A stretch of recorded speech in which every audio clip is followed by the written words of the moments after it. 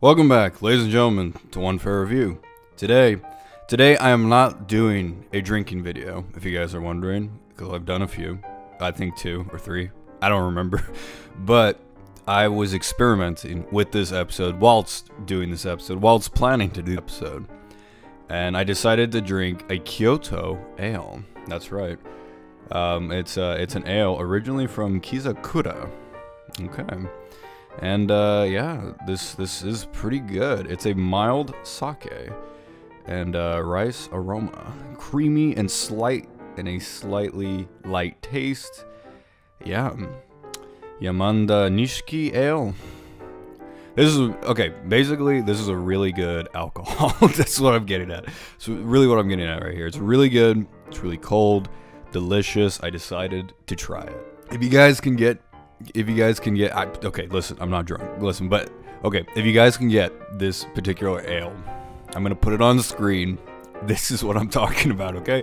Check it out. It's actually really good. It's really good. I recommend it. It's delicious. It's sweet. It's slightly sweet, and I really like that. Anyways, welcome back to One Fair Review, ladies and gentlemen. It's been way too long, and today I'm going to be doing a spotlight kind of video episode. Is that what I call them? I don't know. It's a spontaneous review of an anime movie that I have been putting off for a long time. I watched this movie, okay, Lupin. Yep, that's right, Lupin the Third, the First. I remember when I first heard about this movie, I got super excited because I saw the trailer, and I thought the trailer looked god freaking awesome. It looked awesome, and I really wanted to see it. Cut to a long time ago, I finally got the movie, I finally watched the damn movie, and I enjoyed the hell out of it. Here's the thing, I'm not a big fan of Lupin, the franchise, not gonna lie. Kind of like Mobile Suit Gundam, not a big fan. You know, stuff like that, you know, even though I do really like them, I respect them a great deal. I think they are great anime, and I think they are very influential. I think the voice actors, the VAs, who've been working on these series for decades, I give them a lot of credit. I really have a lot of respect for these people who make these shows, these series. However, I just haven't watched anything on Lupin, so I decided to watch this movie because I thought it looked really, really good. Like, the animation looked amazing, and I was actually really surprised with it. I really love this movie for many reasons. I've seen it a bunch of times now. I've shown it to one other person. I was about to say I've shown it to many people. No, I've shown it to one other person, but I've rewatched this movie a bunch of times already because I just really love it. It's a short film, so it doesn't go on for that long. It's about an hour and 30 minutes, or it reaches that length at least. And I mean, it's mostly going. It doesn't really stop. There's no like, oh, okay, we got a huge exposition dump, which they do have that. They do have exposition, but it's constantly moving, and that's something I really loved about this anime. Another unique thing about this anime, and the reason why I wanted to talk about it on YouTube, is that it's 3D animated. I don't like 3D animated anime. I think it sucks. I don't think it looks good. I think it looks really weird, especially if they're cheaply done. I'm not impressed by 3D animation. That being said, I do like 3D animation when done right, and this is one of the times where it's done so right that I have to say it just completely blew me away. This movie actually impressed me with how good the animation was. I was like, oh my gosh, this is great, this is fantastic. And this had a woefully smaller budget compared to a Disney movie, and what they were able to accomplish was truly amazing. This movie is constantly moving. It's constantly moving. The characters are moving. There's so much action going on in the background. And when I mean action, I don't even just mean like action scenes with like guns and shootouts and car chases and a katana cutting a bus in half. Like, yeah, of course that is there, but it just has a lot of movement behind the animation. All the characters are moving while the backgrounds are all kind of more or less ultra realistic, I guess, kind of a realistic look to it.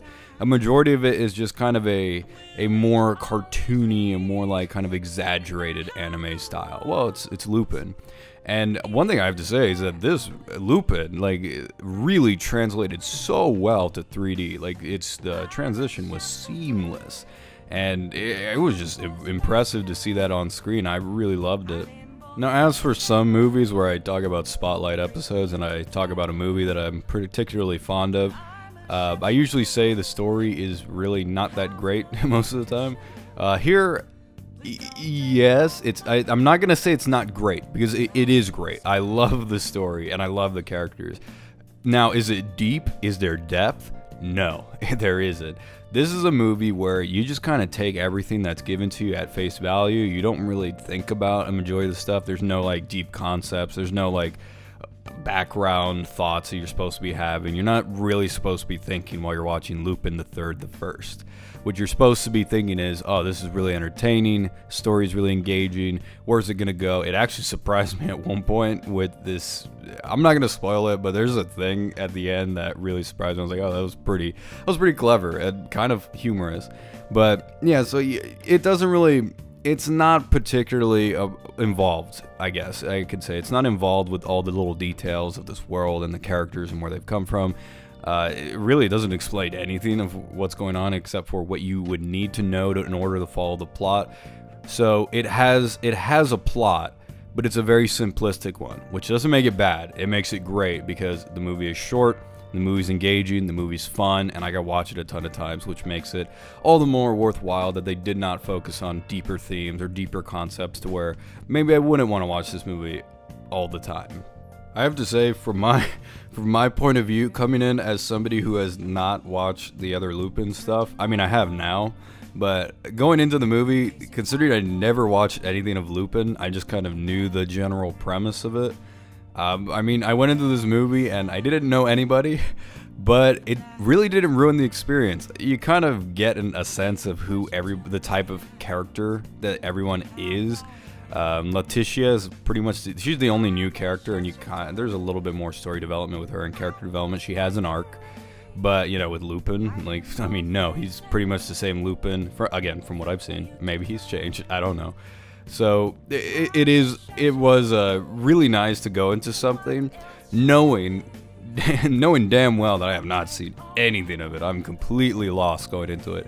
And I was able to follow the story pretty dang well. Like, there was no point where I was particularly confused. I kind of got everything, like, oh, you know, this other girl, Fujioka, she's just like the kind of femme fatale, if you will. And her and Lupin kind of have a thing going, but not really.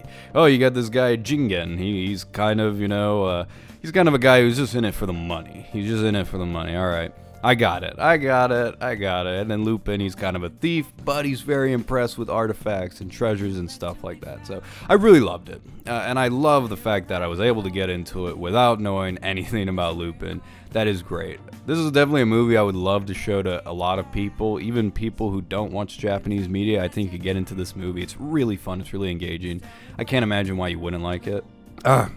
Damn. Not to mention, if you really love the style of the 1950s and or 60s, then you're gonna love this movie. I'm pretty sure 1950s. I'm pretty sure. Could be 1960s.